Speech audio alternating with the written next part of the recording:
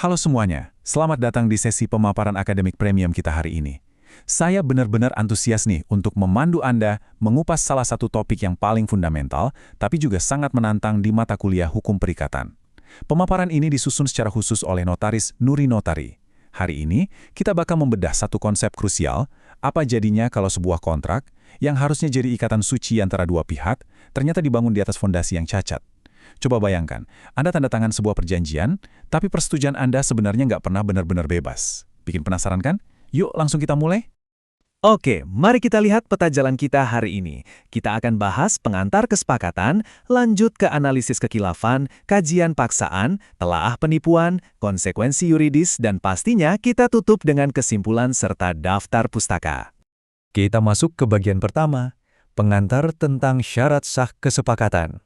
Anda mungkin sudah tahu, berdasarkan pasal 1320 KUH Perdata, kesepakatan bebas itu adalah jantungnya hukum kontrak. Tapi ya, hukum juga sangat realistis. Kondisi manusia kan nggak selalu ideal. Nah, disinilah pasal 1321 KUH Perdata hadir buat mendefinisikan apa yang kita sebut sebagai cacat kehendak atau defect of will. Sederhananya, ada 3 elemen utama yang bisa merusak sebuah persetujuan: kekhilafan, paksaan, dan penipuan. Kalau salah satu saja dari 3 hal ini muncul saat kontrak dibuat, kesepakatan itu ibarat sebuah ilusi. Di atas kertas persetujuannya mungkin ada, tapi secara esensi, kehendaknya sudah cacat dari awal. Lanjut ke bagian 2, mari kita analisis apa yang disebut kekhilafan atau dwelling.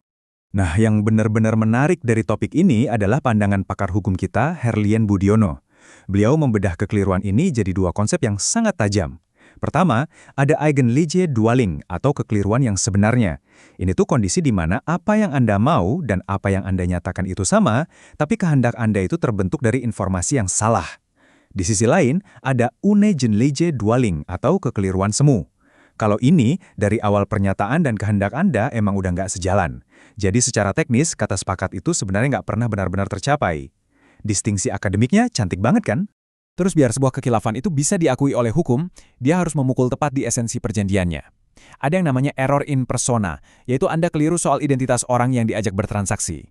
Misalnya nih, Anda pikir Anda lagi ngontrak penyanyi terkenal Isyana Sarasvati buat acara, yang datang ternyata orang lain yang cuma mirip wajahnya doang.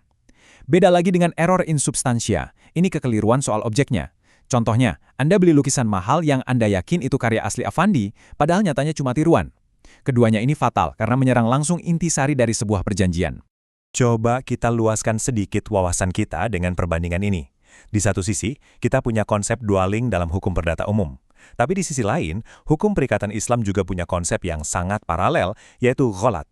Keduanya ini sepakat bahwa kekeliruan, baik itu menyangkut orangnya, zat, atau sifat esensial dari objek perjanjian, bikin dasar persetujuan itu jadi goyah banget dan bisa dibatalkan.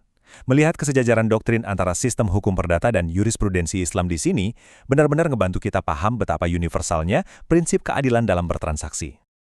Sekarang, kita masuk ke bagian 3, kajian tentang paksaan, alias duang. Sarjana hukum ternama kita, Yahya Harahap, merangkum realita gelap ini dengan sangat tegas. Beliau bilang, paksaan fisik yang bersifat vis absoluta itu mutlak melenyapkan suatu perikatan. Bayangin aja, tangan seseorang dipegang secara paksa buat ngebubuhin cap jempol di atas kertas kontrak.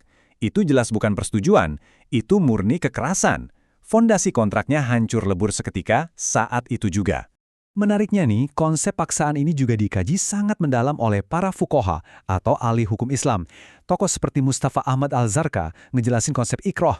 Beliau membagi ini jadi 2. Ada paksaan sempurna di mana ancamannya tuh sungguh mengerikan, seperti nyawa atau keselamatan fisik yang jadi taruhan. Sementara itu, ada paksaan tidak sempurna. Tekanannya mungkin nggak sampai mengancam nyawa, tapi tetap aja menciptakan rasa takut yang luar biasa sampai-sampai merampas kebebasan orang tersebut buat berkehendak. Oke, beranjak ke bagian 4. Ini mungkin yang paling manipulatif. Telaah penipuan atau bedrog. Jadi poin krusialnya begini. Seperti yang dijelaskan oleh legenda hukum kita, Profesor Subekti, penipuan dalam ranah perdata itu beda sama sekedar bohong biasa. Harus ada unsur sengaja dan dibarengi dengan kelicikan-kelicikan atau tipu muslihat. Artinya, si pelaku itu secara aktif dan sadar merangkai jaring kebohongan buat menjerumuskan korbannya. Sampai korban ini akhirnya mau ngasih persetujuan. Nah, konsep dari Profesor Subekti tadi dibangun lebih jauh lagi lewat doktrin Nieuwenhuis tentang Kunstgrepen atau rangkaian tipu muslihat. Tapi ada satu hal yang sangat penting buat praktik hukum modern saat ini. Jurisprudensi sekarang mengakui bahwa terkadang kesunyian itu justru adalah kebohongan yang paling keras. Kalau Anda sengaja berdiam diri dan menyembunyikan cacat atau fakta fatal yang sebenarnya wajib dikasih tahu ke pihak lawan, itu sekarang sangat bisa didalilkan sebagai bentuk penipuan. Kalau kita jembatani lagi ke hukum perikatan Islam, Abdul Halim Mahmud Al-Ba'li secara spesifik mengklasifikasikan penipuan atau tadlis ini ke dalam 3 bentuk yang sangat nyata. Pertama, penipuan lewat perbuatan, kayak ngasih lihat atribut palsu di barangnya. Kedua, penipuan ucapan alias omongan bohong yang manipulatif. Dan yang ketiga, nah ini sejalan banget sama doktrin modern tadi, menyembunyikan kecacatan pada objek. Dia udah tahu barangnya rusak tapi dimajah. Strukturnya benar-benar jelas dan aplikatif. Lalu pertanyaannya sekarang, korban penipuan ini sebenarnya bisa ngapain? Ahmad Azhar Bashir merangkum perdebatan para sarjana Islam ini ke dalam 3 langkah pendapat. Pertama, ada yang bilang korban mutlak punya hak batal demi menghapus kezaliman. Kedua, ada pandangan ketat yang bilang nggak bisa dibatalin kecuali ada alasan tambahan yang kuat. Dan ketiga, ini pandangan tengah yang paling logis ya, korban berhak membatalkan, asalkan penipuan itu memang beneran datang langsung dari partner transaksinya, bukan sekedar dengar gosip dari pihak ketiga. Masuk ke bagian 5, ini puncaknya, konsekuensi yuridis terhadap validitas kontrak. Ini dengan sangat brilian mengilustrasikan perbedaan terbesar dalam hukum kontrak yang jujur aja sering banget bikin mahasiswa bingung. Gini, kalau sebuah kontrak itu melanggar syarat objektif, misalnya objeknya nggak jelas, atau malah melanggar undang-undang, maka kontrak itu statusnya batal demi hukum atau null and void, sejak awal dianggap nggak pernah ada. Tapi cacat kehendak yang dari tadi kita bahas ini kan menyerang syarat subjektif, yaitu soal kesepakatannya. Konsekuensinya sama sekali beda. Kontrak itu statusnya dapat dibatalkan atau voidable. Jadi, apa sih arti sebenarnya dari vernichtigbar atau dapat dibatalkan itu? Dengar baik-baik ya, kontrak yang mengandung cacat kehendak itu nggak otomatis menguap gitu aja. Secara hukum, kontraknya tetap sah dan mengikat para pihak. Korban yang merasa tertipu atau dipaksa, ini nggak bisa cuma diem, dia harus bertindak secara aktif, minta pembatalan ke hakim di pengadilan. Kalau dia nggak ngapa-ngapain dan nggak pernah dibatalkan oleh hakim, ya kontrak itu bakal terus jalan dan mengikat. Ini benar-benar poin legal yang kritis banget buat diingat. Dan akhirnya, kita sampai di bagian 6, penutup dan daftar pustaka. Tentu saja, pemaparan komprehensif kita hari ini nggak berdiri sendiri atau asal sebut. Semua analisis kita dibangun di atas fondasi literatur hukum dan penelitian akademik yang sangat ketat, salah satunya dari jurnal Justisia. Ini benar-benar mencerminkan kualitas dari materi yang sudah disiapkan.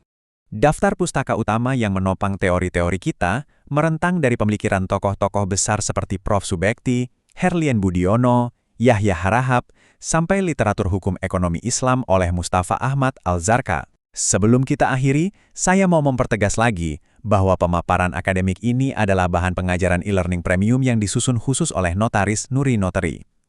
Materi ini dirancang sedemikian rupa supaya bisa diakses oleh mahasiswa di mana saja kalian berada, dan juga menjadi referensi utama yang terpercaya bagi seluruh pembelajar hukum secara online. Sebagai penutup, saya mau meninggalkan satu pertanyaan berbobot nih untuk memicu nalar kritis Anda. Di era digital sekarang ini, dengan menjamurnya e-contracts dan strategi marketing online yang luar biasa agresif, di manakah sebenarnya batas yuridis antara melebih-lebihkan produk untuk sekedar promosi dengan penipuan real atau bedrock yang sah untuk digugat ke pengadilan? Coba Anda renungkan lagi teori Nieuwenhuis dan Subekti tadi. Mari kita diskusikan pandangan Anda di kolom komentar. Terima kasih sudah belajar bareng hari ini, dan sampai jumpa di eksplorasi materi hukum kita selanjutnya.